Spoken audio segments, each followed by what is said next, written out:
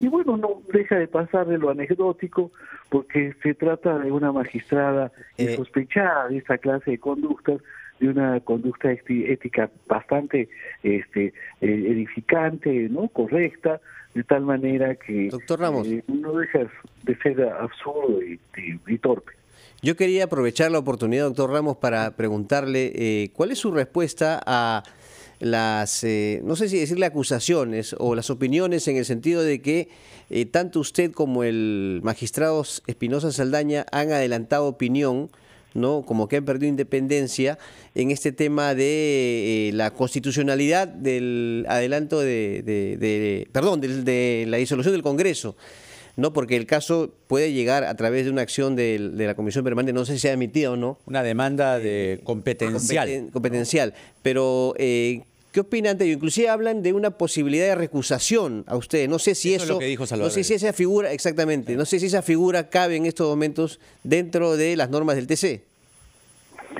Bueno, miren, tienen las partes naturalmente derecho a plantear recusaciones, son cuando en realidad la ley orgánica del Tribunal Constitucional, el Código Procesal Constitucional, el reglamento normativo del Tribunal Constitucional, lo único que aceptan es la figura de la inhibición de los magistrados. Ahora, en realidad, lo que yo he hecho es básicamente leer dispositivos legales, es decir, y he puesto las dos posiciones, las de un lado y las del otro. Es decir, he citado básicamente, por ejemplo, el artículo 109 del Código Procesal Constitucional, en el sentido de que se necesita de la aprobación del Pleno del Congreso con el propósito de iniciar una... Es que no hay Pleno, pues. ¿No? Claro, pero no hay Pleno. Lo único que he hecho es citar esas disposiciones, ¿no? Ahora, claro, es decir, mi posición final no se ajusta necesariamente a la... Lo que pasa es que la interpretación, digamos, tal como está puesta sobre la mesa, cabría uno anticipar, o podría uno anticipar, de que no le cabe esa competencia a la Comisión Permanente, de una demanda competencial. Gracias, sí. Bueno, mire, hay dos posibilidades, ¿no? Por un lado está la lectura literal del artículo 109, ¿no? Según el artículo literal del Código Procesal Constitucional, se requeriría formalmente, ¿no?, la aprobación, que no es posible obtener en este momento por lo menos, ¿no es cierto?, del Pleno del Congreso. El Congreso ha sido disuelto, no hay manera que haya Pleno, aun cuando se logra reunir, no es una conformación legal, ¿no? Claro, ahora bien, doctor, permítame, lo que pasa es que no gana el tiempo, solamente quería una última pregunta muy concreta. Cuando llegue esta demanda, ¿usted se va a inhibir? No, de ninguna manera. No, yo no, además, es más, hasta el día de ayer el expediente todavía no había ingresado, ¿no? Es decir, no estamos hablando de una causa, es decir, que tenga lugar efectivo, ¿no? Es decir, estamos hablando de una especulación. Mire, yo sabía de que todavía no había ingresado. Muy bien, doctor Ramos, muchas gracias por este diálogo. El doctor Carlos Ramos, magistrado del Tribunal Constitucional, hasta otra oportunidad. Y con él, Carlos, amigos, terminamos esta edición de Ampliación de Noticias hoy sábado 5 de octubre. Gracias por su compañía, amigos televidentes y oyentes. Quédense con Enfoque de los Sábados. Buenos días.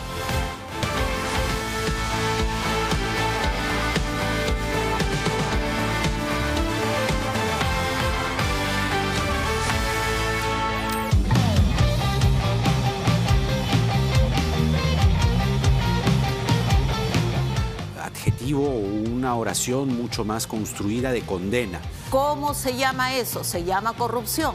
¿Dónde deben estar los corruptos?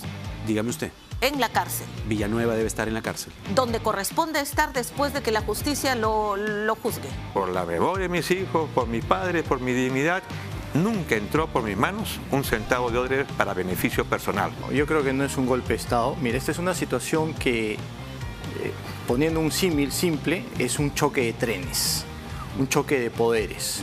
Yo lamento, sinceramente, que estén dando este triste espectáculo, congresistas además con experiencia, que se aferren de esa manera a su pequeña cuota de poder. Antes daban pena, pero ahora parece que están penando.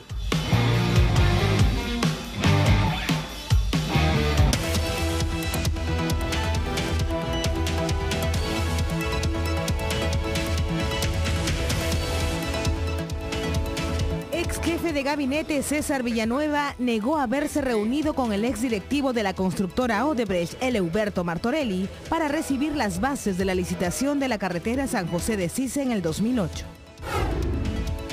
El fiscal del equipo especial Lavallato del Ministerio Público, José Domingo Pérez, reprogramó el interrogatorio de Vladimiro Montesinos para el próximo lunes 4 de noviembre. El Ministerio Público inició investigación indagatoria a fin de decidir si las presuntas presiones a la magistrada del Tribunal Constitucional, Marianela Ledesma, para que vote a favor de la libertad de Keiko Fujimori son constitutivas de un presunto delito. El Poder Judicial declaró fundada la solicitud del procurador ad hoc Jorge Ramírez de incorporar a OAS Brasil, OAS Perú y Lansat como terceros civilmente responsables en el proceso que se le sigue a la exalcaldesa de Lima, Susana Villarán, por presunta recepción de dinero ilícito para sus campañas políticas a cambio de favorecerlas con el aumento del peaje. El Premio Nobel de Literatura Mario Vargas Llosa consideró que la disolución del Congreso fue una medida rigurosamente constitucional y no un golpe de Estado.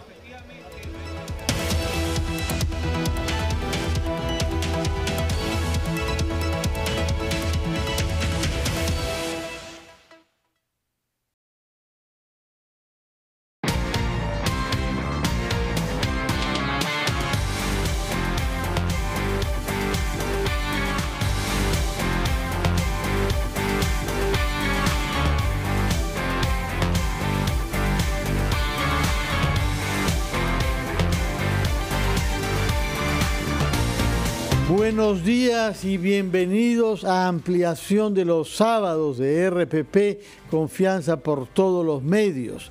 Estamos en el fin de semana, al término de unos días laborales sumamente intensos que comenzaron el lunes con el pleno del Congreso y la decisión tomada por el presidente de la República de disolver el Congreso.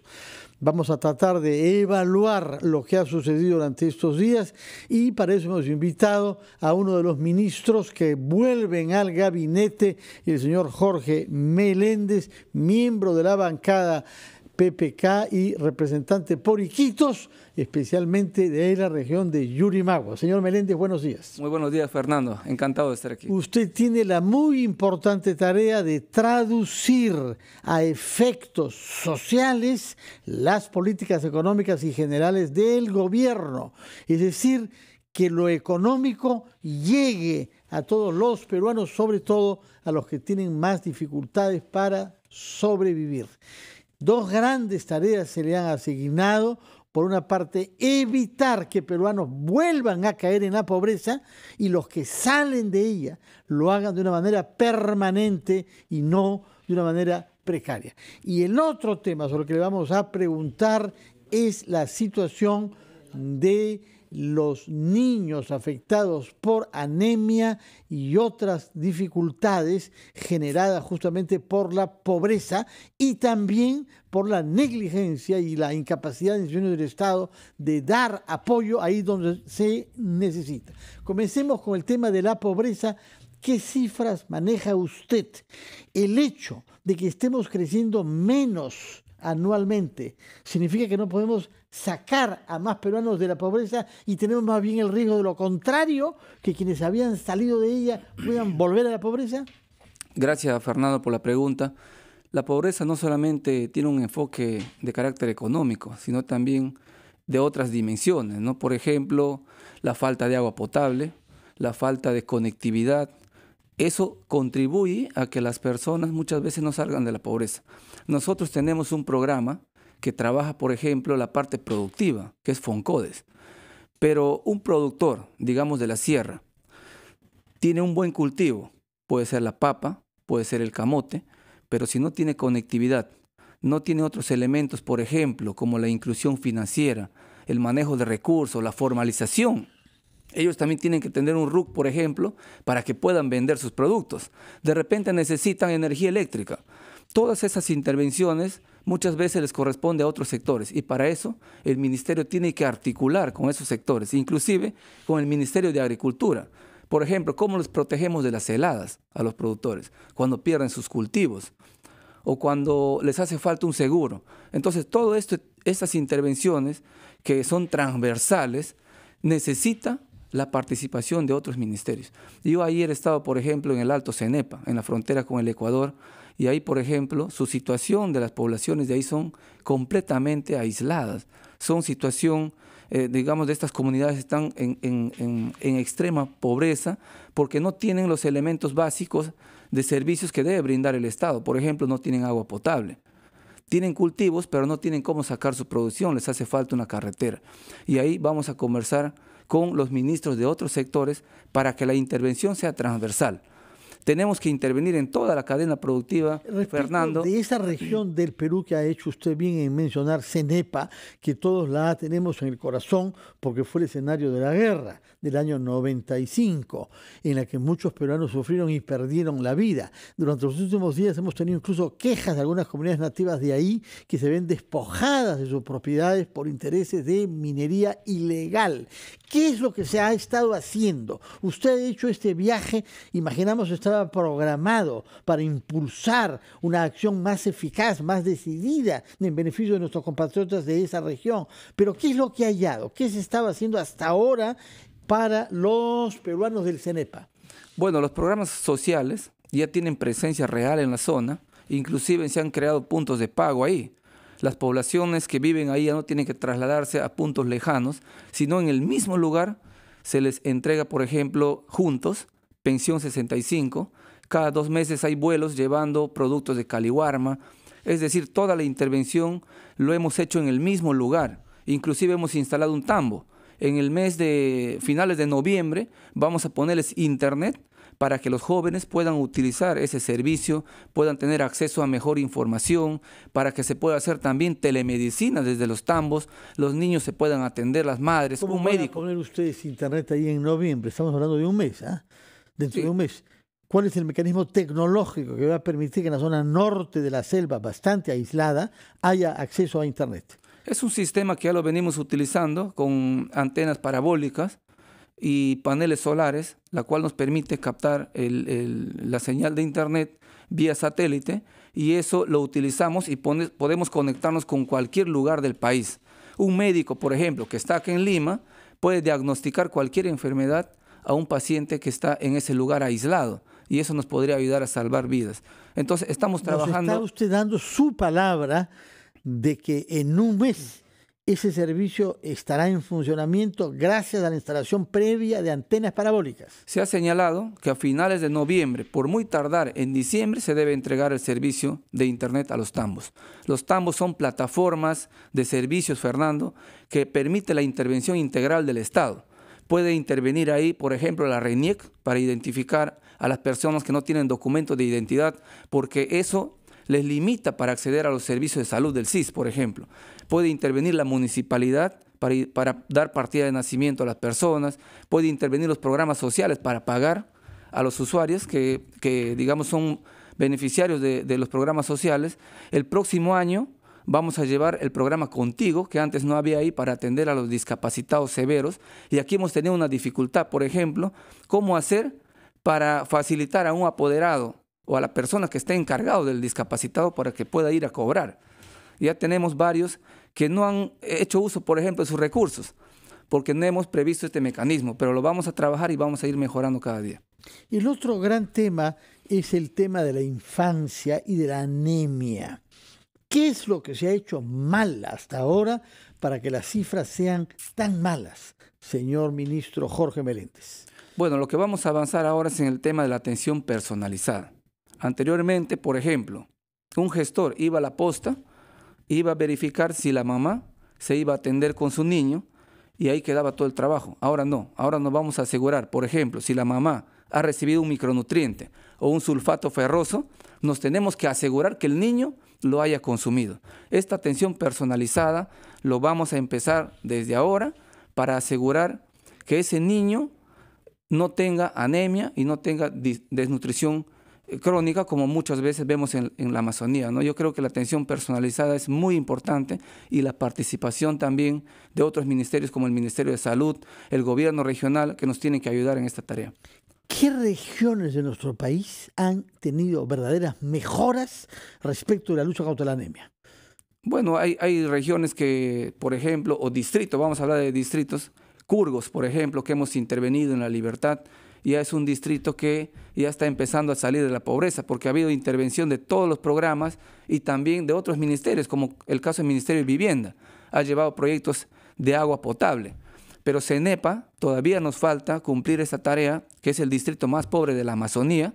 En Loreto, por ejemplo, es Lagunas, pero a nivel de toda la región amazónica, CENEPA ocupa el primer lugar. Amazonas, ¿no? Que no es Iquitos, es un Amazonas. Exactamente. Por eso digo, Fernando, la intervención es de carácter transversal. No solamente se mide desde el punto de vista económico, sino también de los servicios que se brindan, educación, salud, agua potable, energía eléctrica, que es muy importante. Ministro Jorge Meléndez, tenemos que ir a una pausa y cuando regresemos quisiera que nos conteste respecto de los programas productivos, porque no se trata solamente de ayudar al que va mal, sino de favorecer que él se pueda valer por sí mismo. Y eso estaba concebido en la doctrina del MIDIS. Nos va a explicar su acento en este tema de programas para una producción propia de los agentes que son beneficiados por el MIDIS. Y si tenemos tiempo, por favor, quisiera que nos hable también sobre la coyuntura política, porque usted la ha vivido primero como congresista y ahora está en el gabinete, así que nos dará su punto de vista sobre eso. Son las 9:15, hacemos una pausa y retomamos la entrevista con el ministro del MIDIS, Jorge Meléndez.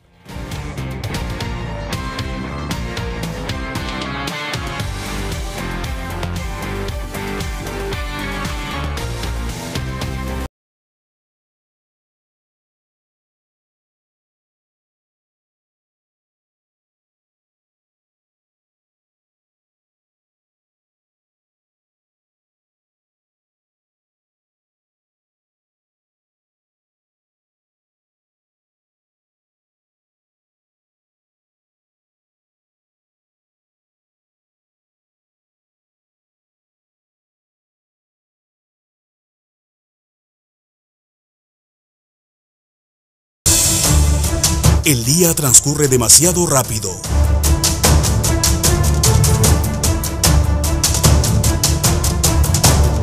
Nosotros nos detenemos para analizar los hechos y explicártelos al final de la jornada.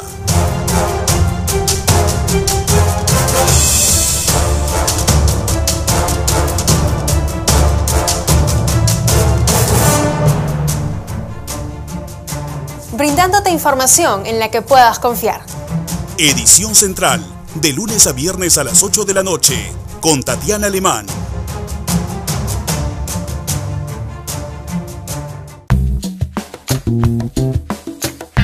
Tenemos que saber que todos nos encontramos en una central de riesgo. Si tú pagas tus cuentas a tiempo, vas a ser siempre categoría normal. Si tienes un atraso, probablemente hasta 8 días, podrás ser considerado como un cliente con problemas potenciales. Lo importante para todos nosotros es que siempre nos mantengamos con los pagos puntuales. Es vital entender eso. ¿Por qué? Porque muchas veces, al estar registrados de una manera negativa, lo que vamos a tener son intereses más caros. Cuando una institución financiera te vaya a otorgar un préstamo, va a coberturarse, va a protegerse, porque puede ser que tú no le pagues a tiempo. Si tienes un comportamiento crediticio adecuado, tus tasas de interés serán más bajas. Aprovecha, sé consciente y paga tus cosas a tiempo.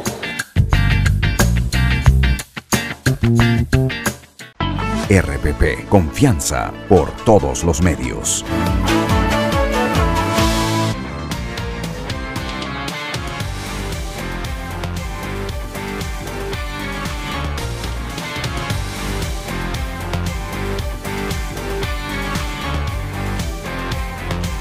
Son las 9:18, estamos en ampliación de los sábados, entrevistando a Jorge Meléndez, quien ha reasumido la cartera del Ministerio de Desarrollo e Inclusión Social, MIDIS, que ya había ejercido el año pasado. 4 días después de su juramentación, ha realizado un viaje al CENEPA, la zona más pobre de la selva peruana, en donde ha concluido que hace falta que se coordine entre diversos ministerios para que la acción social del Estado sea coherente y sea decisiva. Se ha comprometido a garantizar el acceso a Internet a más tardar para principios de diciembre próximo y nos ha dicho también que se cumplirá la estrategia de salida permanente de la pobreza que ha reclamado el presidente de la República en su discurso a la nación. Nos estaba hablando ahora sobre infancia vulnerable y la anemia específicamente. ¿Qué se tiene que implementar como novedoso para mejorar los índices de la anemia en nuestro país? Bueno, estamos trabajando, por ejemplo, en la Amazonía, los niños sufren mucho de parasitosis. Entonces tenemos que articular con el Ministerio de Salud para evitar que los niños se parasiten y pierdan también, digamos, sangre a través de microhemorragias, y eso también les afecta. Inclusive el humo. Hay investigaciones que el humo también afecta a los niños. En la Amazonía se cocina mucho a leña. Por eso con Foncodes estamos interviniendo para mejorar la cocina, inclusive con sus chimeneas, aprovechar mejor el calor, evitar mucho humo hacia el medio ambiente, y eso está ayudando también en nuestra lucha con la anemia. Es decir, Fernando, es muy importante también trabajar con todos los sectores, ¿no? Porque al final el MIDIS es un ministerio de articulación, es un ministerio que solicita el apoyo de salud, solicita el apoyo de educación, solicita el apoyo de vivienda para que la intervención sea conjunta del Estado. Y actualmente en la Amazonía venimos trabajando un proyecto, por ejemplo, en lo que es educación, para que los jóvenes que están en lugares apartados, que no tienen oportunidades de estudiar la secundaria, puedan terminar su secundaria en unos albergues que nosotros vamos a construir. 46 albergues vamos a construir con Foncodes para que estos jóvenes de las comunidades nativas tengan un futuro. La desconexión, la falta de combustible para a través de los pequepeques llegar a las comunidades más grandes y estudiar la secundaria les impide un futuro a estos jóvenes. Nosotros vamos a construir estos albergues en toda la Amazonía para que ellos tengan un mejor futuro. ¿Va a dar cuenta usted mensualmente de los logros? Porque está haciendo promesas, pero ¿cómo vamos a poder darle seguimiento nosotros? La prensa en este periodo tiene que ser más crítica que nunca. Sí. Cuente usted con nuestro ojo crítico y severo, porque como no hay Congreso, ustedes tienen las manos libres para hacer y para hablar. Nosotros observaremos con más rigor que nunca. Lo agradecemos, Fernando. Todo lo que estoy diciendo lo vamos a cumplir. La semana que viene vamos a firmar ya el decreto para que se transfiera los fondos y podamos hacer el próximo año estas construcciones. Vamos a mejorar o vamos a construir estos albergues para que los jóvenes tengan un mejor futuro. No es posible que en nuestras comunidades nativas, que están invisibles todavía y donde que hay muchos talentos, les frustremos el futuro de estos jóvenes. Esperemos que así sea. Una de sus predecesoras, la ministra Cayetana Aljovín, solía decir que el éxito del MIDIS es poder desaparecer, porque el MIDIS existe, porque hay gente vulnerable que no puede valerse por sí misma. El objetivo es que todas las personas puedan participar del esfuerzo productivo del país y que en consecuencia no sea necesario un ministerio como el MIDIS. ¿Qué políticas va a implementar usted, no solamente para paliar las necesidades, sino para estimular la autonomía productiva de las poblaciones concernidas? Sí, nosotros vamos a incidir mucho en la autogeneración de empleo, porque para derrotar la pobreza se necesita tener trabajo. El crecimiento económico ayuda a eso. Entonces las poblaciones que están en situación vulnerable, como las comunidades nativas, las comunidades de la sierra, por ejemplo, que están en condiciones de aislamiento y desconectadas, requieren la intervención del Estado. Y a través de Foncodes nosotros estamos interviniendo, pero más en el cultivo mismo, en la parte productiva. Pero la cadena es grande, Fernando, no solamente es la parte productiva, sino también necesitas, por ejemplo, una pequeña planta de transformación, necesitas articulación con los mercados, necesitas inclusión financiera. Entonces, toda esa cadena lo vamos a cerrar. Actualmente intervenimos en el cultivo, pero a lo mejor necesitan un reservorio de agua. A lo mejor necesitan una pequeña planta de generación de energía para poder mover un molino, para poder hacer la transformación en una fábrica, porque el valor agregado está ahí, en justamente no vender materia prima, sino un producto terminado. Por ejemplo, la yuca, podríamos producir farina. En el caso del plátano, podemos sacar almidón de plátano para proveer al propio Caliwarma, pero necesitamos otros elementos, por ejemplo, el control sanitario. Necesitamos ahí el Ministerio de Salud que también les ayude. Es decir, nuestra intervención va a ser en toda la cadena productiva para evitar que esa persona que ha salido de la pobreza retorne de nuevo, porque normalmente su intervención de FONCODES es 3 años, pero cuando ya el proyecto se retira, esa persona no tiene sostenibilidad y vuelve a recaer en la pobreza. Señor Entonces, Meléndez, eso va a ser nuestra intervención. Usted es uno de los 4 ministros que han sido hasta el lunes pasado congresistas y tiene la particularidad de haber sido ministro antes cuando había Congreso. ¿Qué diferencia ha notado en los días que lleva en el cargo entre ser un ministro que tiene que dar cuentas a un Congreso con la mayoría opositora y la situación que tiene ahora? Por lo pronto, en sus viajes ya no hay congresistas. Cuéntenos, por favor, ¿qué diferencia ve entre la situación nueva ahora y la que tenía cuando usted era ministro el año pasado? Bueno, evidentemente no podemos negar, Fernando, que el trabajo es más calmado, más tranquilo. No hay un Congreso que a cada momento nos llama, que es natural que nos llamen, ¿no? Pero hay situaciones que ya rebasan, digamos, la gestión misma. Entonces, teníamos un Congreso que no se entendía con el Ejecutivo, un ambiente de ingobernabilidad. Pero más allá de eso, Fernando, ha habido una obstrucción a la justicia desde el Congreso de la República. Ahora la situación está tranquila y creo que la población nos quiere en la cancha. Quiere a los ministros caminando, estando en contacto permanente con la población, escuchando sus demandas, sus necesidades. Para eso yo he viajado a Pampaenza el día de ayer para escuchar las necesidades de la población y hemos evaluado el avance también de los programas. Ya no tenemos los mismos usuarios que teníamos hace 5 años, ahora tenemos mucho más. Vamos a intervenir con nuevos programas como por ejemplo Contigo, que va a atender a los discapacitados severos. Yo creo que eso es lo que hoy día reclama la población, que visibilicemos a esas poblaciones que han estado en condición de invisibles y que también son tan peruanos como nosotros. Entonces, eso creo yo, Fernando, que es lo que hoy día reclama la gente, ¿no? Que trabajemos un poco más, que mejoremos nuestra ejecución presupuestal y vamos a necesitar el apoyo de la prensa también para que nos fiscalicen. Para criticar los casos de muy baja ejecución que hay en varios sectores del Estado, ¿no? Sí, creo que estos 3 meses es una oportunidad y sobre todo también que el grueso, digamos, de la inversión se realiza en estos últimos meses.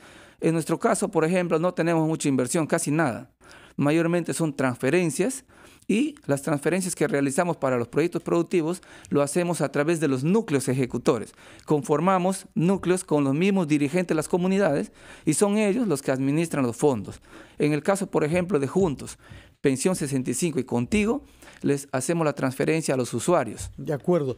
Pasando al tema propiamente de la política, señor Meléndez, ¿cuándo se enteró usted que el presidente había decidido disolver el Congreso? Bueno, nosotros teníamos la esperanza en todo momento que el Congreso recapacite. El presidente ha sido, digamos, ha dado una propuesta completamente democrática de irnos todos, adelantar la elección y terminar el año, digamos, con un país proyectado en crecimiento para que la nueva gestión lo reciba un país enrumbado.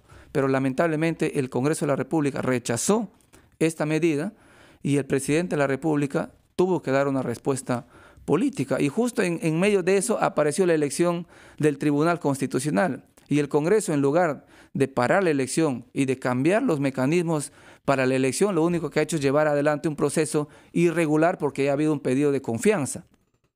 Nosotros no sabíamos que se iba a disolver el Congreso, porque teníamos la esperanza de que el Congreso le iba a dar la confianza. ¿Verdaderamente pensó que el Congreso de mayoría fujimorista iba a darle la confianza? Pensaba que iban a entrar en razón, Fernando, por una razón. Porque no era el presidente el que iba a elegir el tribunal, era el mismo Congreso quien iba a elegir el tribunal. Lo único que el presidente planteaba era que la elección sea transparente y con nuevos mecanismos de elección. Eso es lo que planteaba el presidente. Yo pensaba que se iba a prolongar una semana o 10 días más, no perdíamos nada y la elección iba a ser una elección completamente... ¿Por qué cree que si eso le parece a usted razonable y evidente, por qué la mayoría de fujimoristas y sus aliados se opusieron a esa salida? Yo creo que han subestimado la firmeza del presidente. Y eso que él un día antes, en un semanario, en un noticiero dominical, ha señalado que si no se daba el voto de confianza o si se elegía el Tribunal Constitucional de la forma como se estaba tratando de elegir, iba a dar por denegada la confianza. Entonces se ha subestimado al presidente y se ha continuado la elección, a pesar que el premier logró ingresar con la ayuda de nosotros, respetando la Constitución, ingresó al hemiciclo y pidió el voto de confianza. Ni esto ha servido al fujimorismo, al APRA y a sus aliados para que puedan retroceder y tomen una decisión más razonada, más reflexionada. Sin embargo, han continuado este proceso irregular y finalmente el presidente de la República, como por segunda vez se le negó la confianza, tuvo que disolver el Congreso en aplicación del artículo 134 de la Constitución.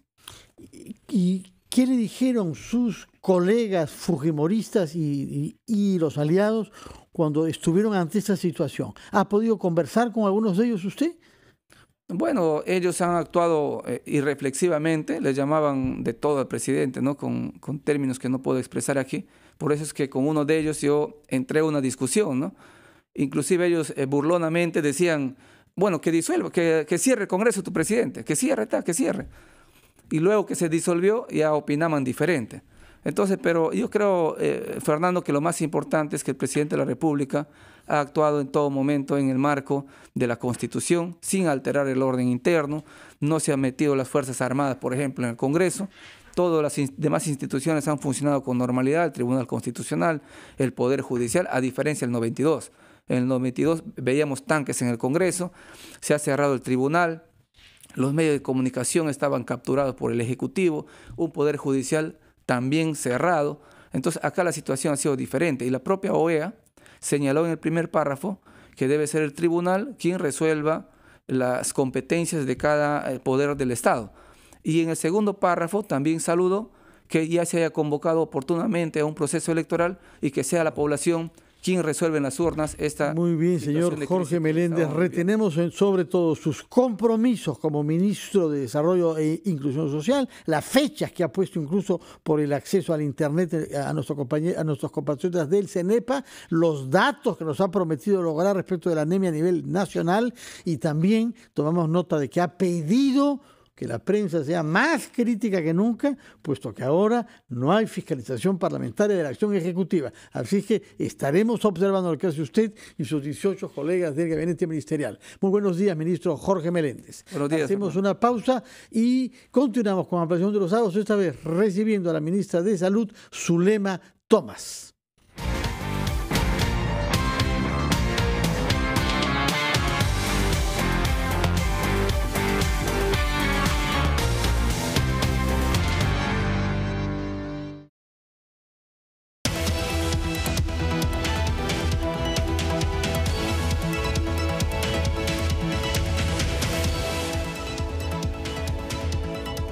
El ex jefe del gabinete de ministros, César Villanueva, negó haberse reunido con el ex directivo de la constructora Odebrecht, Elehuberto Martorelli, para recibir las bases de la licitación de la carretera San José de Sisa en el 2008. El fiscal del equipo especial Lavajato del Ministerio Público, José Domingo Pérez, reprogramó el interrogatorio de Vladimiro Montesinos para el próximo lunes 4 de noviembre en el marco de la investigación contra Fuerza Popular por el presunto delito de lavado de activos. El Poder Judicial declaró fundada la solicitud del procurador ad hoc Jorge Ramírez de reincorporar a OAS Brasil, OAS Perú y LAMSAC como terceros civilmente responsables en el proceso penal que se le sigue a la exalcaldesa de Lima, Susana Villarán, por la presunta recepción de dinero ilícito para sus campañas políticas a cambio de favorecerlas con el aumento del peaje. El Ministerio Público inició investigación indagatoria a fin de decidir si las presuntas presiones a la magistrada del Tribunal Constitucional María Elena Ledesma para que vote a favor de la libertad de Keiko Fujimori constituyen un presunto delito. En conversación con RPP, el gerente de Asuntos Legales de Sedapal, Augusto Angulo, indicó que denunciaron a funcionarios de la Municipalidad de San Juan de Lurigancho por presuntamente haber efectuado cobros irregulares en multas por inundaciones.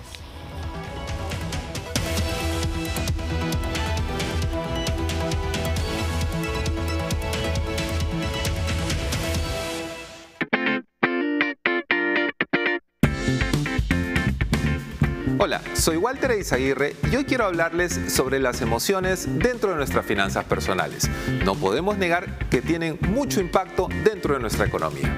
Nuestro cerebro tiene dos lados, el lado emocional y el lado racional. Cuando se trata de tomar decisiones de dinero, la mayor parte de gente genera una decisión basada en temas emocionales, con lo cual esta decisión será automática, será algo de acción rápida y será también de muy corto alcance. Corto alcance porque no está pensando que lo que compra hoy realmente lo necesita o cómo será el impacto en su economía en el pago mañana. Sin embargo, el lado racional para nosotros nos ayuda a ser más reflexivos, a poder decidir y a poder pensar si es que lo que estamos comprando hoy nos va a servir mañana y cuánto es lo que tendremos que pagar de intereses. Somos más planeadores y tenemos un efecto de largo alcance. Debemos desarrollar más nuestro lado racional a través de la educación financiera, aprendiendo a manejar nuestro dinero. Soy Walter Eizaguirre, experto en finanzas personales.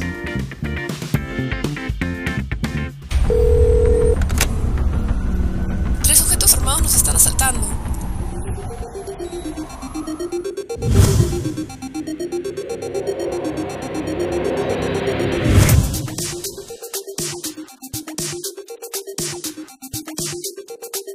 Cuando estés lejos de sentirte seguro, contacta al Rotafono, la línea de ayuda más efectiva. Llámanos al 438-8008. Contáctanos a nuestro WhatsApp 951-431-013 o encuéntranos en Facebook y Twitter usando el hashtag Rotafono.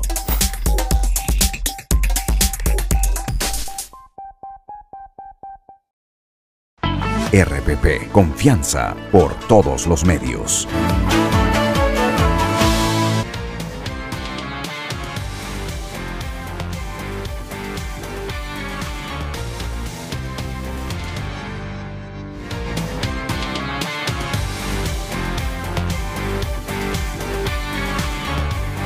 Son las 9:35, recibimos en los estudios de RPP a la ministra de Salud, Zulema Thomas, que se queda en el gabinete, puesto que este puesto lo ejercía ya antes de la renovación del gabinete de Vicente Ceballos. Señora Thomas, en la prensa de hoy hay declaraciones suyas bajo la constatación de que faltan en nuestro país 16.000 médicos especialistas. ¿Por qué estamos en un tal desorden? Hay gente desempleada, por una parte, de los oficios médicos y paramédicos, y se necesitan 16.000 especialistas. Gracias, Fernando, por la invitación. Permítame, hoy 5 de octubre, saludar a todos los médicos de Perú por el Día de la Medicina Peruana. Legado que nos dejó nuestro mártir y héroe, Daniel Alcides Carrión, que se inmoló, que dio su vida para salvar vidas. Y ese es el legado que nos deja a todos los médicos. Quiero brindar un saludo muy especial, sobre todo a aquellos médicos que se encuentran en los distritos más alejados, en las zonas de frontera, que sabemos en qué condiciones están laborando, pero lo hacemos con vocación y con mística. Mi saludo a todos mis colegas del Perú. De acuerdo. Naturalmente RPP hace suya esta voluntad de saludar a los médicos por el Día de la Medicina Peruana. Ahora queremos ir a este tema. ¿Cómo es posible que, habiéndose multiplicado el número de universidades que tienen facultades de medicina, teniendo una población estudiantil enorme para médicos en las universidades de muchas regiones, estemos ante esta carencia de personal especializado? ¿Quién ha fallado allí en la planificación? Son los procesos, porque nunca se tuvo una política de brechas de recursos humanos en salud pública. Nosotros hemos terminado de hacer el estudio respectivo de cuánto es la brecha de recursos humanos, en este caso de especialistas. Médicos generales tenemos, pero cuando hablamos de especialistas como médicos intensivistas, neonatólogos, cirujanos cardiovasculares, neurocirujanos, son anestesiólogos, son lo que más falta en varias regiones del país, radiólogos, y es que venimos trayendo la capacidad operativa en cuanto al concurso de residentado médico, y es por eso que nosotros como gobierno hemos incrementado para el 2020 las plazas de residentados médicos a 600, para 600 especialidades más. Ustedes dirán, pero es muy poco. Lo que sucede es que tenemos que tener campos clínicos. ¿Y qué son los campos clínicos? Que para una cama de un paciente, por respeto y dignidad al paciente, mínimo tiene que ser evaluado por 3 estudiantes o residentes que están en preparación y formación académica. No podemos a un paciente poner 10 residentes que vean el mismo caso. Esos son los campos clínicos y es por eso que los hospitales, tanto de Lima como de las regiones, los campos clínicos ya están saturados. Eso es uno. Pero esta es una problemática que no es de ahora. Es una problemática que venimos trayendo año tras año, pero nosotros hemos incrementado el presupuesto para las plazas de residentado y el presupuesto, por supuesto, también para los serunistas. Yo estuve aproximadamente hace 2 meses, Fernando, entrevistándome y ustedes me decían, ¿qué hacemos en esas zonas donde no hay un médico? Y es por eso que el gobierno del presidente Vizcarra, teniendo a bien la problemática, hace 2 semanas hemos tenido el último concurso de médicos serunistas, 1.200 plazas más hemos incrementado y en este momento ya están laborando en estos distritos de regiones alejadas. Usted ha hecho referencia entre los especialistas que falta a neonatólogos. La última vez que yo hablé con usted, hablamos sobre la crisis de la mortalidad de niños 7-mesinos y niños recién nacidos a partir de las revelaciones de un hospital en Lambayeque. ¿Qué conclusiones hay de esa crisis y cuál es la explicación de lo que ha sucedido? La política de salud en cuanto a la prematuridad y en cuanto al control materno-perinatal es importantísimo. En ese momento se habló efectivamente de los neonatitos prematuros, pero ¿por qué tener prematuros? Y a pesar que hemos salvado más de 17.000 prematuros entre pesos entre 700 y 1.200 gramos, pero es porque falta una política de control prenatal. Son madres jóvenes adolescentes que no tienen un control prenatal. No solamente se trata de infraestructura y equipamiento, que por supuesto es el gran soporte para la atención con calidad y segura. Funcionan las incubadoras, si se ha dejado que se malogren con la total negligencia que hemos visto en algunos casos. Sí, efectivamente, mire, las incubadoras es un factor. Pero no solamente se trata de incubadoras, lo que tenemos que hacer, y eso es una política que nos ha enseñado esto, es que tenemos que ver por la prevención y la promoción de la salud, algo que se ha ido rezagando, porque si nosotros prevenimos de que estas madres sean controladas, que desde el primer mes de embarazo reciban su dosis de hierro, de ácido fólico, y que mensualmente esté cómo va el desarrollo y crecimiento intraútero del bebé, no tendríamos estos nacimientos prematuros. Y eso es un factor. Y el otro factor, casi el 30% de estas madres de bebés prematuros son madres adolescentes. Ahí tenemos que entrar también a poder hacer política de salud en cuanto a educación sexual. Muchas veces esto, por ejemplo, en nuestra época se brindaba... Respecto de los embarazos no deseados de adolescentes, en todos los aspectos. Información sobre métodos anticonceptivos. En todos los aspectos. Antes en los colegios nosotros recibíamos este tipo de charlas de capacitación porque a veces es un tabú y no lo manejan en el hogar. Pero ahí mi llamado a los padres de familia,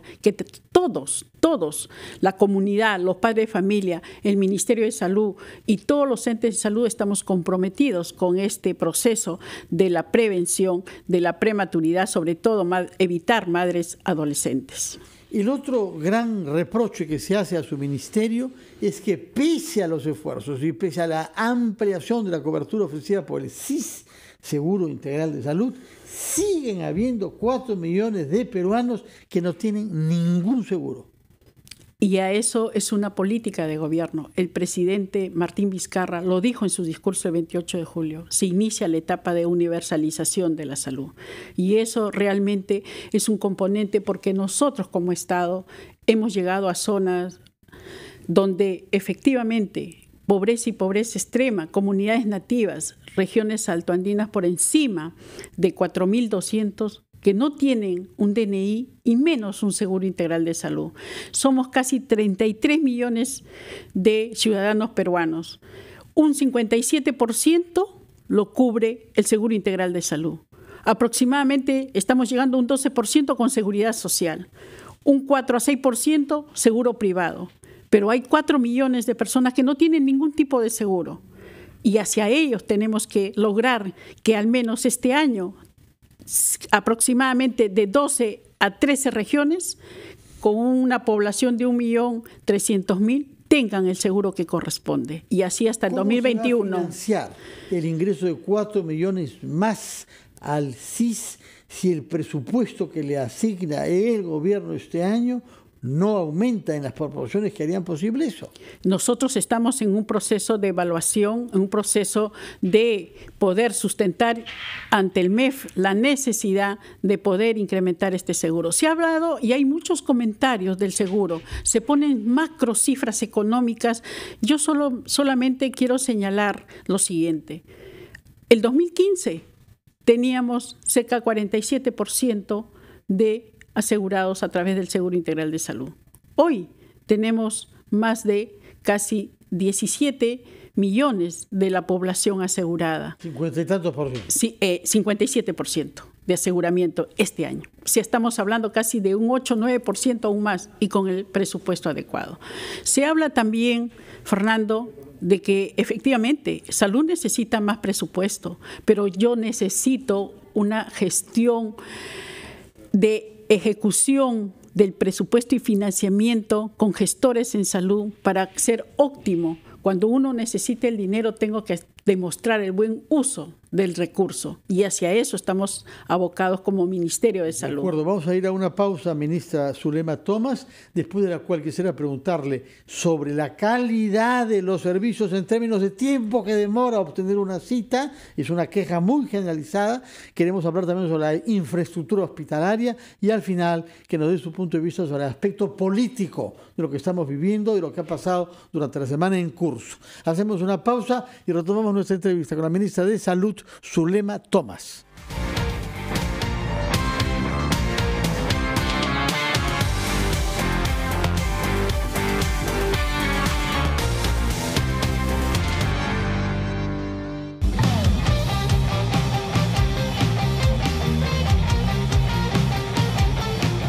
Adjetivo o una oración mucho más construida de condena. ¿Cómo se llama eso? Se llama corrupción. ¿Dónde deben estar los corruptos? Dígame usted. En la cárcel. Villanueva debe estar en la cárcel. Donde corresponde estar después de que la justicia lo juzgue. Por la memoria de mis hijos, por mi padre, por mi dignidad, nunca entró por mis manos un centavo de odres para beneficio personal. Yo creo que no es un golpe de Estado. Mire, esta es una situación que, poniendo un símil simple, es un choque de trenes, un choque de poderes. Yo lamento, sinceramente, que estén dando este triste espectáculo congresistas además con experiencia, que se aferren de esa manera a su pequeña cuota de poder. Antes daban pena, pero ahora parece que están penando.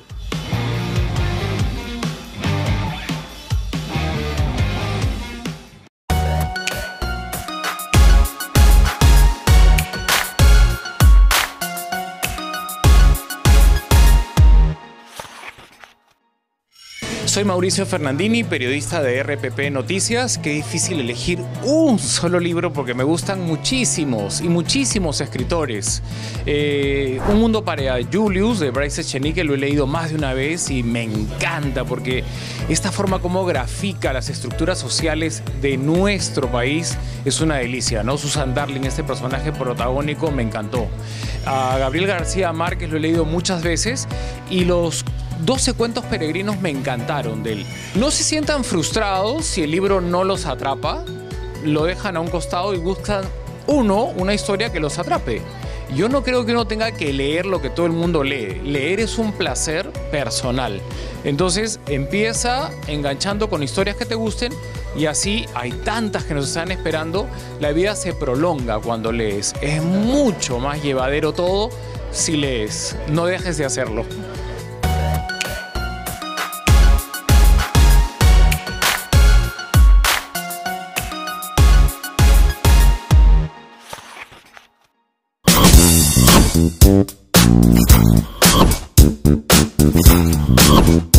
La tecnología nos abre un mundo de posibilidades. Entérate de todo en Newsgeek.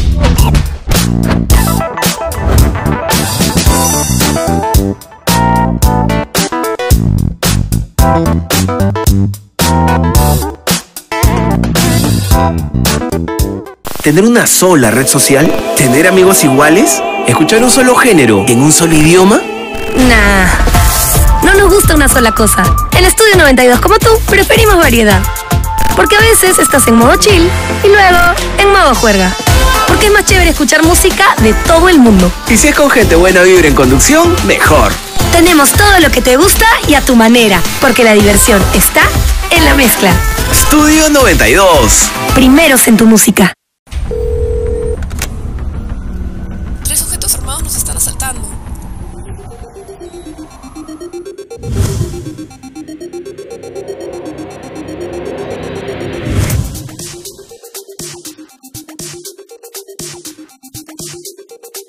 Cuando estés lejos de sentirte seguro, contacta al Rotafono, la línea de ayuda más efectiva.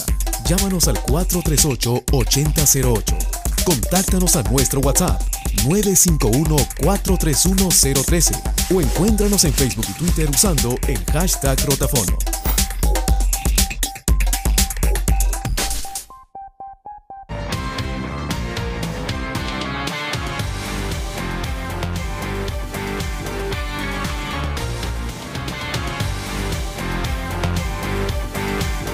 Son las 9:49, estamos entrevistando a la ministra de Salud, Zulema Tomás, con la que quedó pendiente qué se debe hacer para mejorar la calidad de los servicios. Usted sabe muy bien que hay muchas quejas por las demoras, en particular para tener una cita, y en algunos casos, personas que necesitan una atención por temas graves tienen que sufrir sin tener una cita y eventualmente arriesgar la propia muerte. Efectivamente, nosotros estamos mejorando la infraestructura, el equipamiento, pero el gran soporte es el recurso humano. Tenemos más de 8.142 establecimientos en todo el país. Este año hemos comenzado a entregar obras paralizadas 2, 3, 4, 8 años, hospitales con equipamiento e infraestructura moderno, como el de Ayacucho, como el de Moyobamba, el de Tocache, que acabamos de entregar hospitales con calidad de atención, porque la salud es un derecho humano y por lo tanto se merece una atención con calidad, una atención oportuna, una atención cero colas.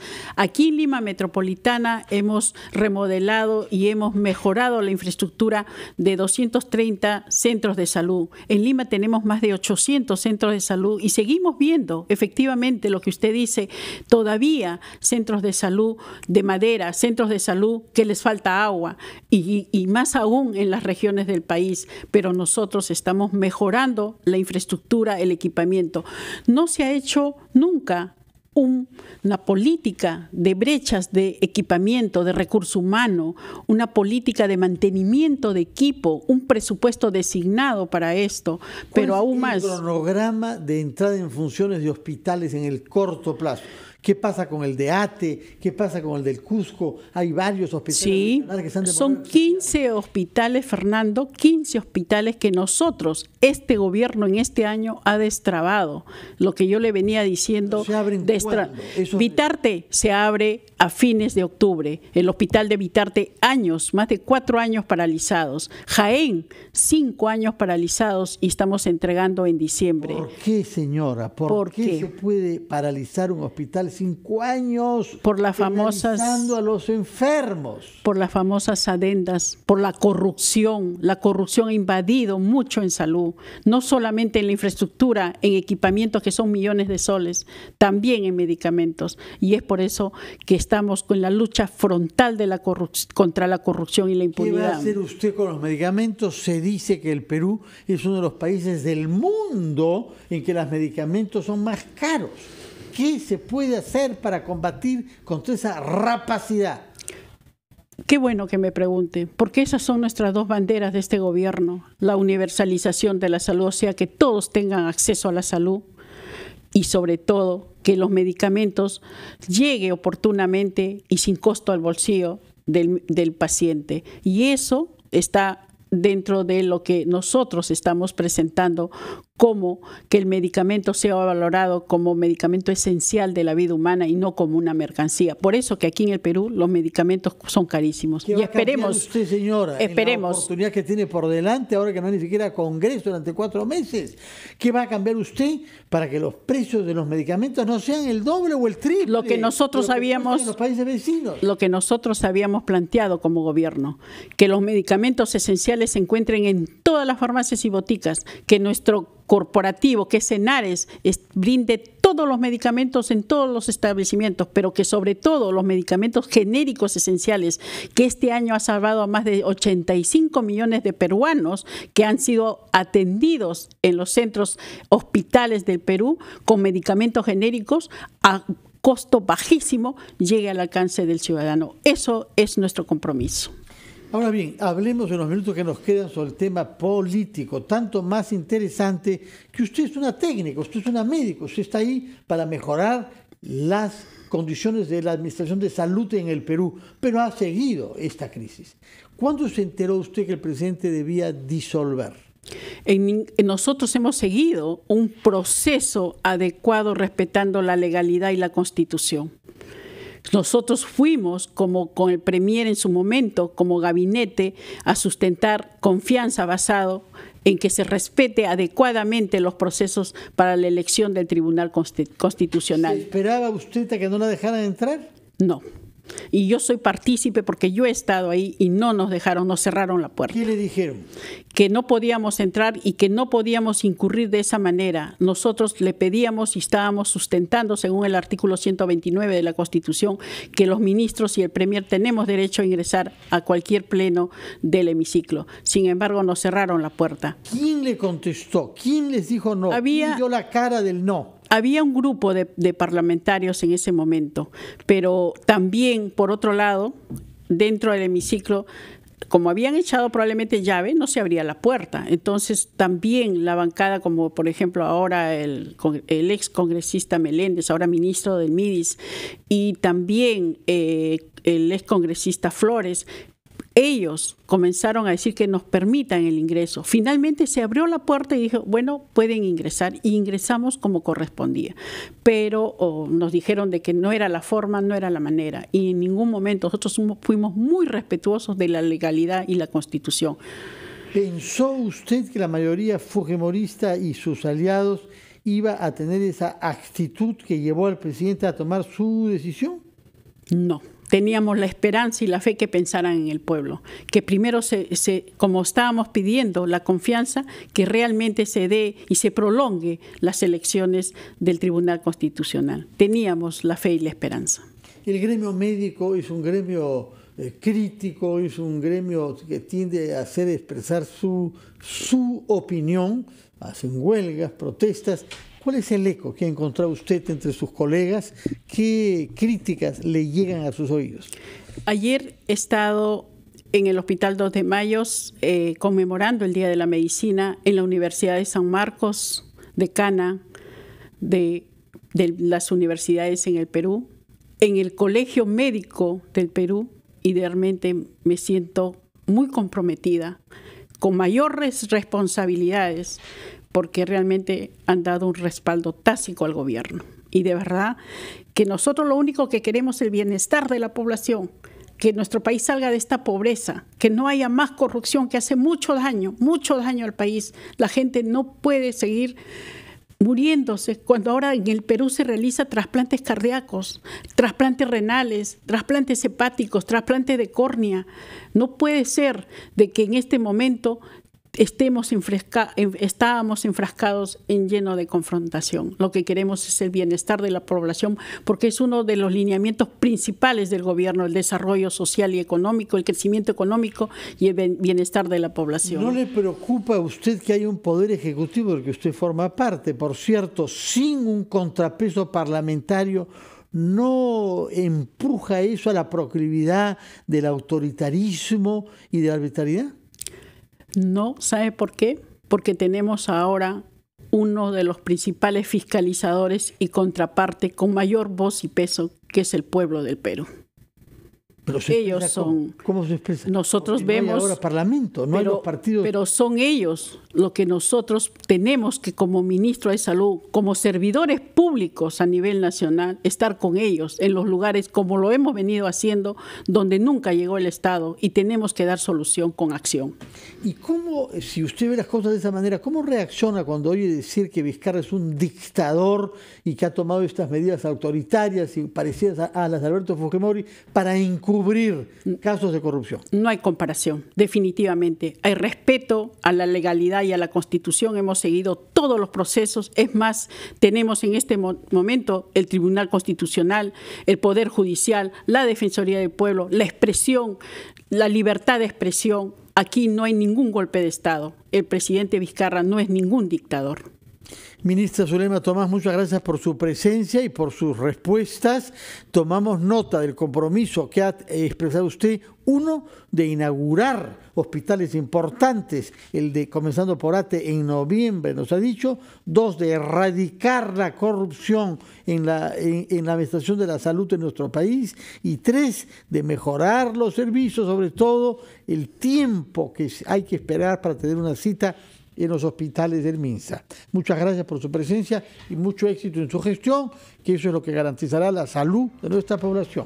Muy buenos días, señora ministra. Muchas gracias a ustedes y permítame nuevamente saludar a todos los médicos del Perú. Muchas gracias. Naturalmente, como RPP, hacemos nuestro este saludo en el Día del Martirio de Daniel Alcides Carrión, el patrono de la medicina peruana. Nuestro saludo. ¿Cuántos médicos hay en el Perú hoy?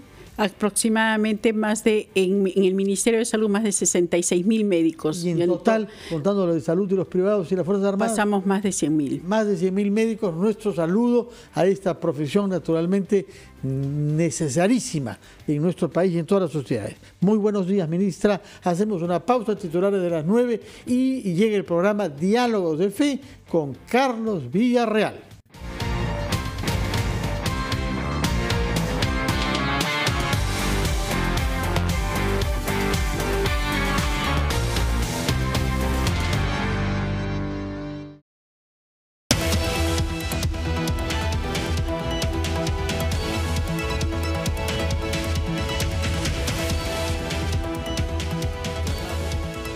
Desarrollo e Inclusión Social Jorge Meléndez señaló en RPP que el presidente Martín Vizcarra actuó en el marco de la Constitución respecto a la disolución del Congreso.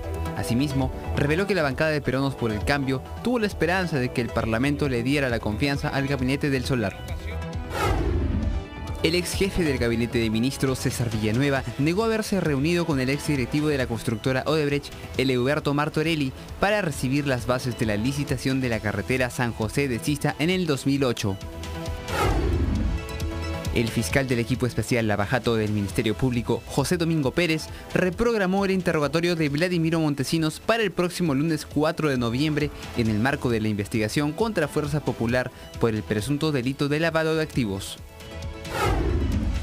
El Ministerio Público inició investigación indagatoria a fin de decidir si las presuntas presiones a la magistrada del Tribunal Constitucional María Elena Ledesma para que vote a favor de la libertad de Keiko Fujimori constituyen un presunto delito.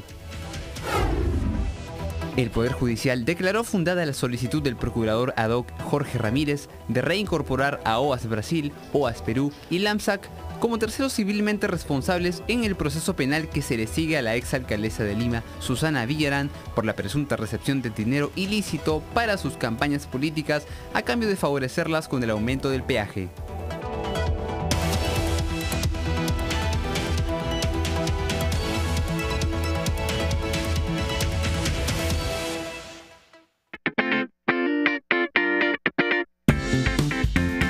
Hola, soy Walter Izaguirre y hoy vamos a responder la pregunta de un televidente.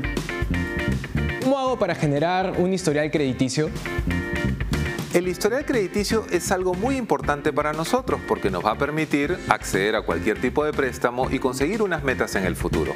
Pero ¿cómo empiezas un correcto historial crediticio? Si posees una tarjeta de crédito y la tienes solamente para emergencias, no estás generando nada. Lo importante sería que la empieces a usar. Ojo, siempre pensando en pagar el monto total a fin de mes. Eso va a hacer que la institución financiera vea que cumples con tu pago y sigues pagando siempre en la fecha establecida. Con eso vas a poder obtener mejores tasas de interés en el futuro y vas a poder obtener los préstamos que tú necesites para cumplir tus objetivos. Soy Walter Eizaguirre, experto en finanzas personales.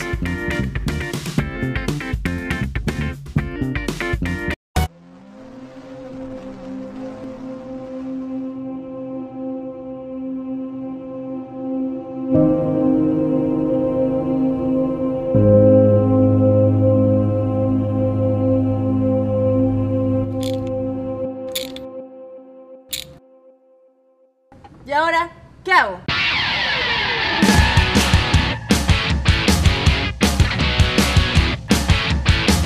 Todos los lunes a las 10 de la noche. Al Volante por RPP TV. Todos los peruanos que tengan los apellidos que figuran en una lista de la Embajada de España accederán a la nacionalidad española inmediatamente.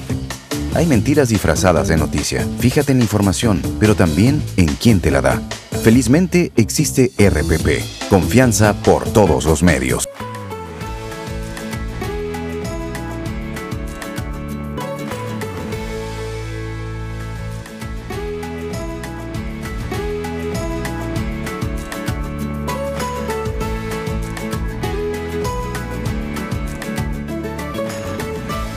Amigos, ¿cómo están? Muy buenos días, oyentes y televidentes. Bienvenidos a Diálogos de Fe a través de RPP Noticias, confianza por todos los medios. Hoy con la satisfacción de compartir el programa con Fernando Carvalho.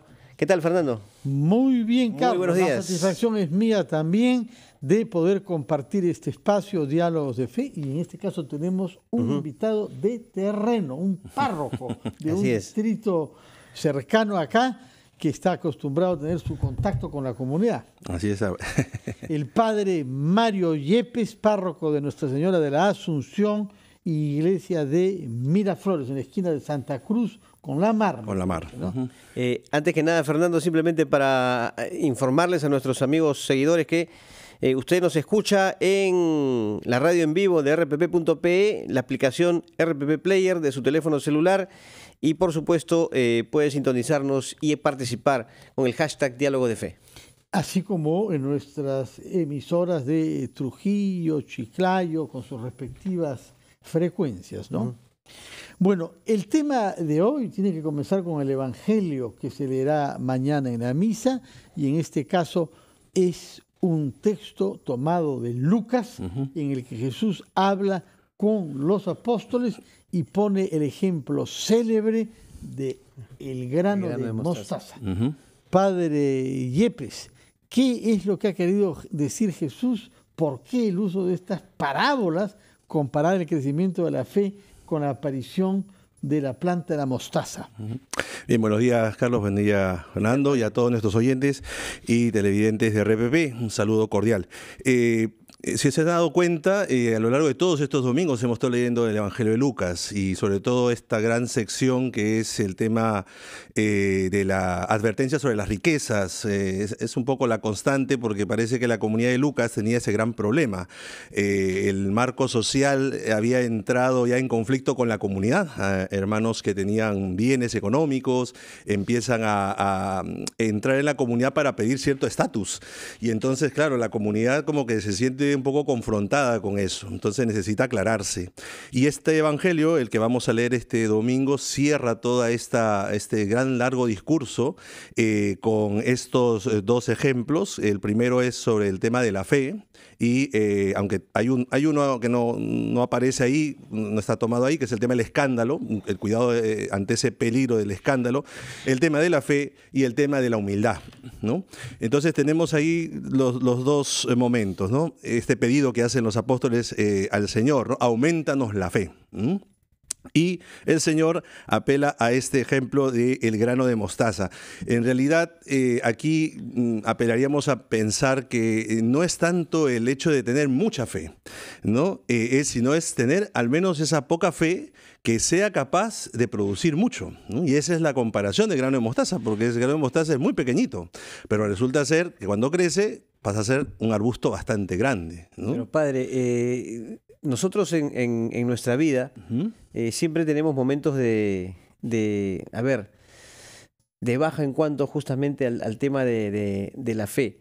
Por X motivos que se nos presenten, experiencias diversas, ¿no? Negativas. Entonces, ¿cómo tenemos que enfrentar ese momento? ¿No? Porque uno dice, caramba, pido mucho a Dios, pero sin embargo no soy bendecido, las cosas me salen mal, etcétera, etcétera. ¿Cómo en ese momento tenemos que actuar? Bien, yo creo que es importante distinguir el tema de la fe en el marco de lo que es... a veces hemos pensado que la fe solamente es un esfuerzo personal, ¿no? O sea, confiar en mis fuerzas de que puedo lograrlo y no dar el espacio también de la esperanza del tiempo, la esperanza de saber que tengo que discernir bien qué es lo que realmente necesito. Entonces yo creo que en este marco de la pregunta justamente no está negando que los discípulos, por ejemplo, tienen fe, sino que ellos entienden que quizás por allí ellos tienen que poner mucho más, ¿no? Pero Jesús les vuelve a decir, miren, es que es un diálogo la fe, no es solamente una cuestión de un esfuerzo personal, una conquista humana de alcanzar algo, no, tienes que dialogar con Dios y tienes que dejarte primero doblegarte ante el amor de Dios para que así puedas encaminar y enfrentar los problemas, porque los problemas van a venir. Retomando la pregunta que le he hecho a mi colega Carlos Villarreal, usted como párroco, cuando habla con adolescentes particularmente o jóvenes, que le dice, todo lo he hecho mal en la vida, me he peleado con mis padres, me ha dejado mi enamorada, estoy mal en los estudios, no sé qué quiero hacer, tomo alcohol, me drogo, no duermo bien, he engordado, en fin, cuando un joven le dice eso con dudas de sí mismo y con desprecio a sí mismo, ¿qué le contesta a usted? Mire, yo lo primero fundamental es escuchar. O sea, yo entiendo que la gente, todos tenemos situaciones de estas y pasamos por estas crisis, por estos vacíos, pero primero yo no me puedo escandalizar de lo que me dicen, ¿no? Porque yo soy sacerdote y estoy para escuchar y sin juzgar, porque cada experiencia es distinta. A veces uno puede pretender decir, ya, yo te doy la respuesta, pero ese no es el tema. Yo creo que el primer paso siempre es escuchar, entender el proceso de cada joven. Yo me encuentro con jóvenes, conversamos y a veces ellos incluso expresan su dolor y dice, padre, de repente me he atrevido a decirle esto a Dios. Dice, me parece bien, le digo, y a veces se sorprenden, ¿no? Le digo, es que es lo que tienes que decir. O sea, si tienes fe de verdad, porque la tenemos, si realmente se ha cultivado eso en el interior, ahí está la fe, pero que lo exprese ante Dios. Y luego de eso se empieza a proponer el camino de las opciones que hay que tomar. Si uno se ha equivocado, pues hay que asumir la responsabilidad. Pero ahí está justamente, creo yo, el conflicto, ¿no? Expresarlo. Efectivamente. Cuando yo le hacía referencia a una serie de golpes, no sé si sea correcto el término, padre, yo he escuchado muchas veces, son las pruebas que Dios te pone. Efectivamente. ¿Por qué no tenemos esa facilidad en ese momento de expresar? Yo siempre, sí, Carlos, ahí justo quería tocar lo que has dicho. Yo, por ejemplo, considero que, o sea, Dios no puede enviarnos así. Oye, ¿sabe qué? Hoy día te mando una enfermedad, otro día te mando, no sé. Yo no puedo, o sea, yo creo que la vida sí ofrece, la experiencia de la vida nos ofrece esas pruebas. Y ahí es donde uno realmente entiende lo que significa confiar en Dios. Pero yo no puedo, sería un poco ilógico pensar en el Dios de Jesucristo, que nos habla de amor, pensar que nos está mandando cosas como para decir hasta dónde aguantas. No sé, a mí me cuesta mucho.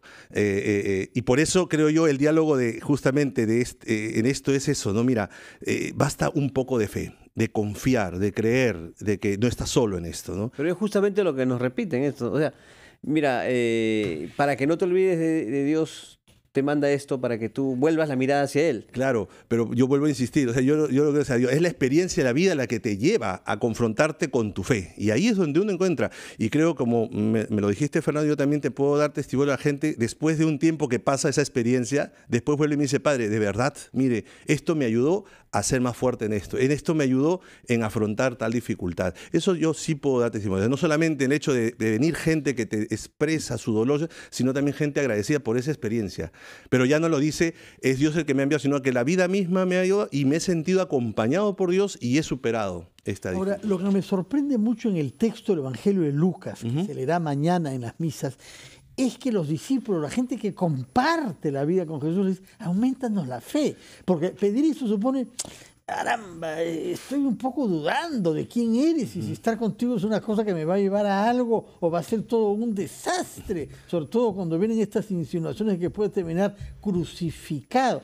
Quiere decir que cabe aún en la cercanía estrecha con Jesús un momento de duda y un momento de fe. Esto realmente no me lleva a nada. Sí, Fernando, pero justamente es que ahí viene el complemento de la siguiente parte del Evangelio. Porque ¿cuál es la pretensión de repente? Decir, entonces ya me lo sé todo, entonces ya no necesito. Ahí es donde viene a veces el problema. Parece algo raro, pero en realidad cuando a veces uno se siente tan seguro de su fe, después termina olvidándose de Dios. Y entonces viene la segunda parte del Evangelio. Siervo inútil, solamente tenías que hacer lo que estaba mandado. O sea, es el otro lado de decir, muy bien, hacemos esto, tú pones de tu parte, confías en Dios, pero no te olvides que sigues haciendo lo que tienes que hacer. Y ese es el sentido de la humildad en la segunda parte, porque si no, también caemos en ese otro error que, bueno, el Papa Francisco también lo está diciendo, y específicamente a nosotros, los clérigos, ¿no? Porque en eso es donde estamos quizás fallando también, ¿no? Padre, ¿no es un poco contradictorio decir que si uno está seguro de su fe, se olvida de Dios? Mira, yo lo considero también por la experiencia. A veces nos suele pasar esto. Pensamos que ya sabemos cómo va a actuar Dios, ¿no? Yo creo que hay que tener mucho cuidado. Dios sí, Dios es amor, Dios es misericordia, pero Dios también deja que el ser humano sea capaz de ejercer su libertad y su responsabilidad. Y ahí es donde entramos justamente en la apertura de, yo siempre digo, y muchos sacerdotes lo han reflexionado así, la sorpresa de Dios en la vida, ¿no? Y entonces uno no tiene que sentirse seguro, más bien tiene que sentirse siempre confrontado en su fe. O sea, no es malo dudar, en el sentido de que me ayuda a volver otra vez a aferrarme a mi fe. O sea, yo entiendo que el camino es así. Yo creo que todos nosotros hemos tenido, como hemos empezado, altibajos, momentos en que no he tenido dudas, otros momentos en que me cae, ¿no? Pero la vida es así. Pero hay que afrontarlo y hay que darnos cuenta de que necesitamos Dios para superar también esos momentos. Muy bien, Padre Mario Yepes, tenemos que hacer una pausa. Carlos, vamos a escuchar, creo, un mensaje, parte de lo que dijo el Papa el miércoles en el Vaticano, en momentos en que la Iglesia prepara un sínodo de obispos amazónicos. Nos va a decir una palabra sobre eso también. Estamos hablando con el Padre párroco de la Iglesia de la Asunción de Miraflores, Mario Yepes.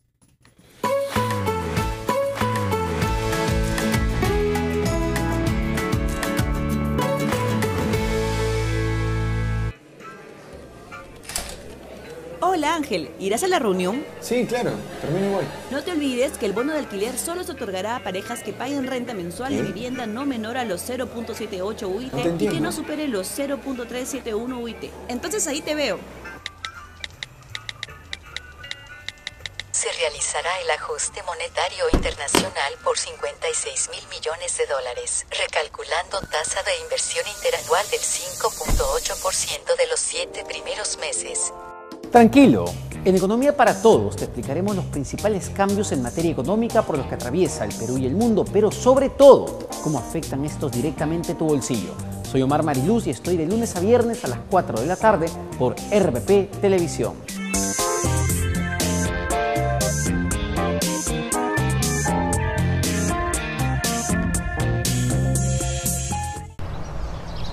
Radio Oxígeno.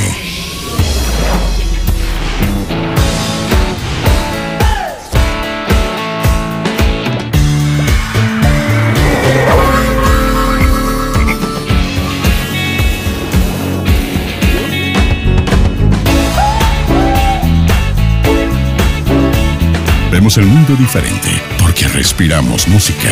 Radio Oxígeno, clásicos del rock and pop. 3 sujetos armados nos están asaltando.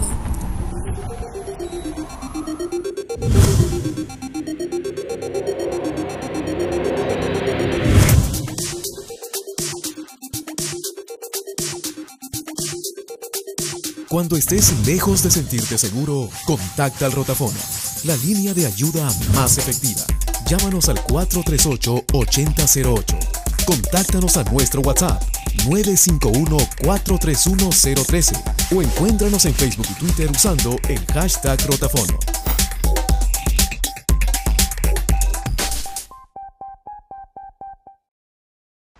RPP, confianza por todos los medios.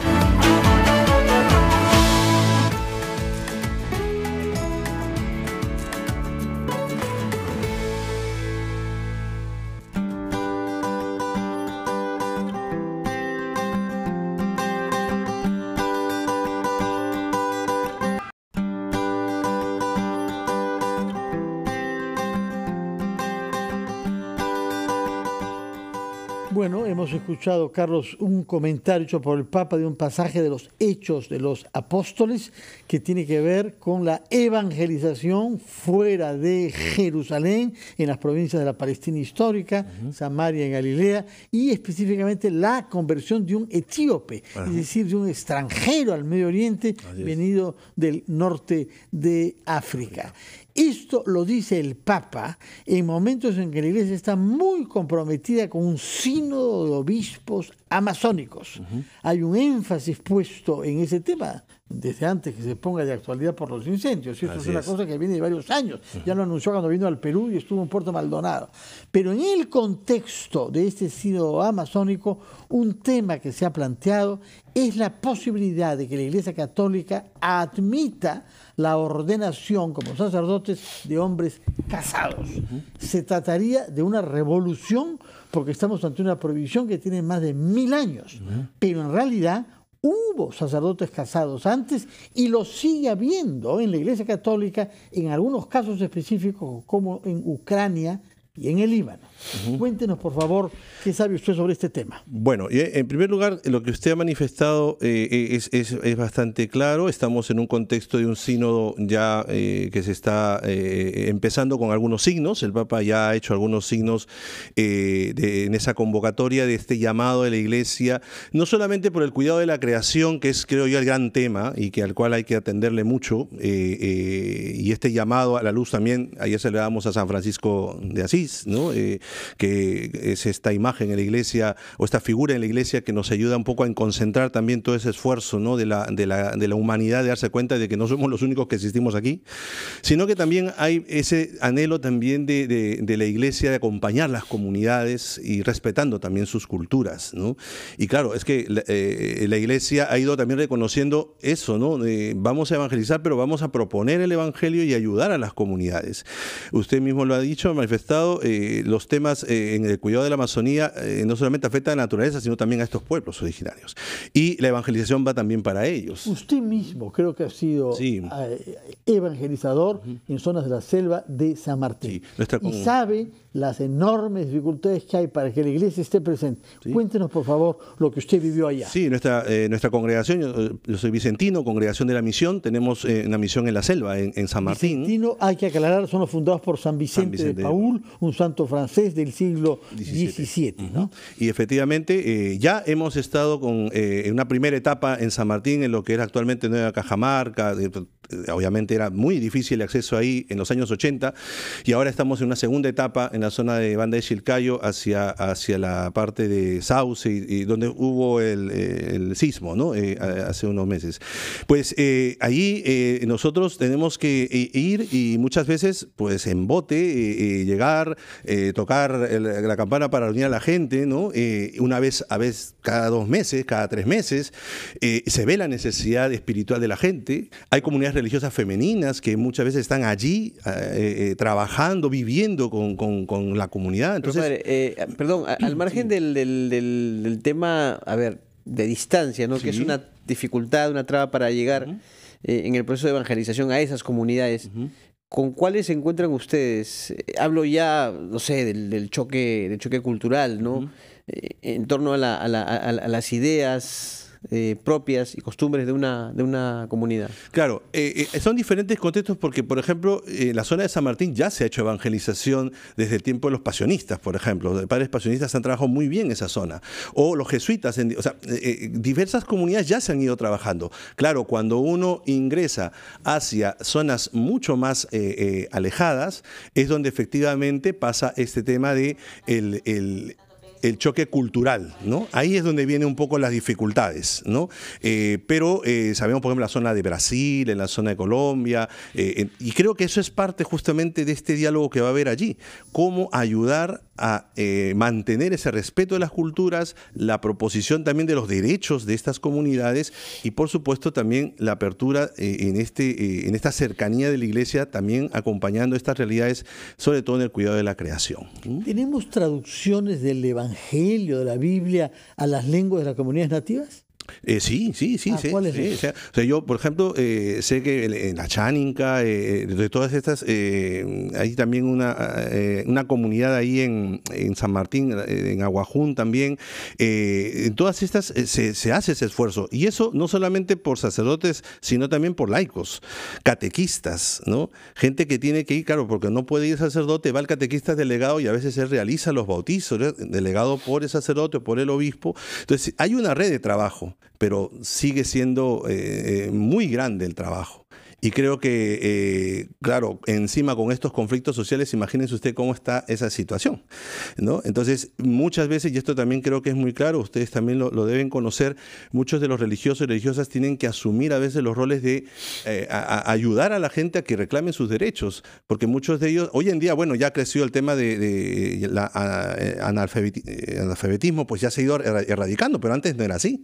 Entonces, al revés, la mayoría era analfabeta. Claro, y entonces los sacerdotes religiosos ayudaban y muchas veces motivaban para los derechos de los campesinos, de los pueblos indígenas, ¿no? Pero ahora les toca a ellos, entonces van gracias a los catequistas, que son muchas veces animadores de las comunidades. No sé si ustedes manejan ese término, en las comunidades a las cuales no podemos llegar, se forma a laicos para que los domingos compartan la palabra de Dios, ¿no? Otro tema que tiene que ver con la selva, en el que ha enfatizado mucho el Papa, es el medio ambiente. Precisamente ya usted ha hecho referencia, porque su encíclica Laudatio Si está dedicada a eso, concibiendo al santo que lleva su nombre, o él lleva el nombre del Santo Francisco, como el patrono católico de la ecología. Sí, yo creo que es bastante claro el llamado que se está haciendo. Creo yo que todavía en esto tenemos mucho todavía que no sé si reflexionar. Yo creo que lo que nos falta es poner en práctica ya cosas, ¿no? Yo sí veo eso que nos está faltando. Se está abriendo sobre todo el marco del diálogo interreligioso, el diálogo ecuménico. En ese aspecto creo que hemos ido ganando también espacio y apertura, ¿no? Pero falta quizás en esas cosas concretas, ¿no? Ya, claro, si hablamos de las políticas de los claro, grandes, ¿no? Ahí faltará diálogo con otras instancias. O sea, a nivel religioso sí. Pero instancias, no sé, de carácter político, regional, a nivel de gobierno central, parece que ahí sí hay... Ahí viene el problema. Incluso en la ONU misma también hay un gran esfuerzo de diálogo. Ahí tenemos, por ejemplo, nosotros la congregación tiene una oficina ahí en las Naciones Unidas junto con otras congregaciones religiosas para justamente intentar ayudar a doblegar un poco a veces ese esfuerzo que uno dice, bueno, valdrá la pena llegar a hablar con las grandes potencias sobre esto, ¿no? Pero a veces es difícil, pero no hay que perder la esperanza. Por eso hay que pedir, aumentanos la fe, ¿no? Yo creo que por ahí va el tema, ¿no? Podemos perder la fe y la esperanza. El otro tema que parece interesante que nos diga una palabra al cual alude el Papa es el de la persecución a la Iglesia. Felizmente que en nuestro país no tenemos ese problema. Hay polémicas, hay críticas, hay puntos de vista diferentes, pero sí en otras regiones del mundo. En donde los cristianos están amenazados. Efectivamente. El martirio es algo que ha acompañado siempre a la historia de la Iglesia, ¿no?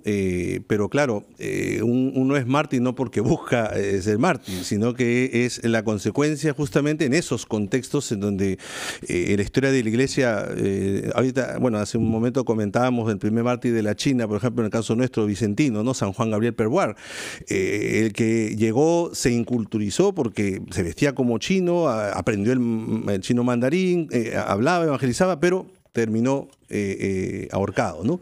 Entonces, claro, el tema de la persecución, de martirio, se convierte en un signo también de fe, ¿no? De confianza en Dios, sabiendo que es una causa mayor, el reino de Dios, ¿no?